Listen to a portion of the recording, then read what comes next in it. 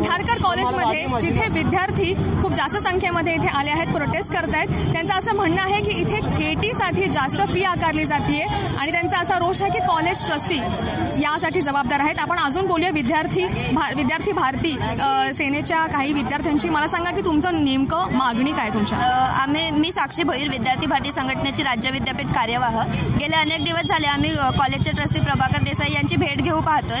एकंदरीत ते प्रत्येक गोष्टीसाठी विद्यार्थ्यांकडून जास्त पैसे घेणं, बोनाफाईड असू दे, लिव्हिंग सर्टिफिकेट असू दे, कॉलेजच्या कॅम्पसमध्ये फिरताना AT-KT 12वी हॉल तिकीट दुरुस्ती असे बरेचसे इश्यू आहेत. ह्या सर्व गोष्टींमागे कॉलेज खूप जास्त पैसे विद्यार्थ्यांकडून आकारत आहे आणि ह्या सर्व विद्यार्थ्यांचे पैसे त्यांनी परत करावे आणि ह्या सर्व संदर्भातच त्यांच्याशी चर्चा करण्यासाठी आम्ही गेले अनेक दिवस झाले त्यांच्याशी संवाद साधतोय.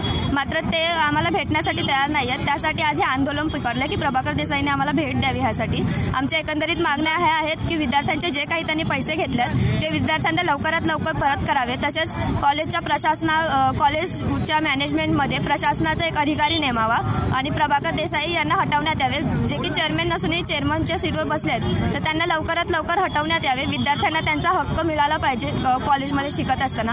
एकंदरीत आमच्या मागण्या ह्याच असणार आहेत. तुमचं काही बोलणं झालंय का ट्रस्टी बरोबर? मागे एकदा भेटलो होतं तर त्यांचं देखील, मी स्वतः कॉलेजची विद्यार्थी, मागे एकदा भेटलो होतो.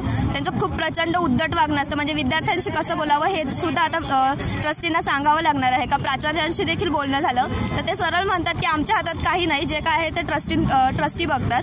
कॉलेज ट्रस्टीने चालवायचं असते की प्राचार्यांनी? हा देखील आता विद्यार्थी म्हणून प्रश्न उपस्थित राहतोय आमच्या पुढे. ह्याच्या व्यतिरिक्त तुमचं पुढचं पाऊल काय असणार आहे? आमचं पुढचं पाऊल हेच असणार आहे की देसाई जर भेट देत नसतील तर वर जाऊन राज्यपाल, शिक्षण मंत्री, मुख्यमंत्री ह्यांच्यापर्यंत हा विषय पोहोचवून लवकरात लवकर तो सोडावा. ह्यासाठी विद्यार्थी देखील आपल्याला सपोर्ट करतायत आणि म्हणूनच आपण #देसाई हटाव पेंढारकर बचाव म्हणून मोहीम देखील राबवतोय. सिग्नेचर कॅम्पेन असेल वगैरे ह्या सर्व गोष्टी आणि लवकरच हे पाऊल पुढे उचलणार आहोत. पुढे देखील आंदोलनं सुरू राहणार आहेत. अशाच काही व्हिडिओसाठी पाहत रहा lokmat.com. धन्यवाद.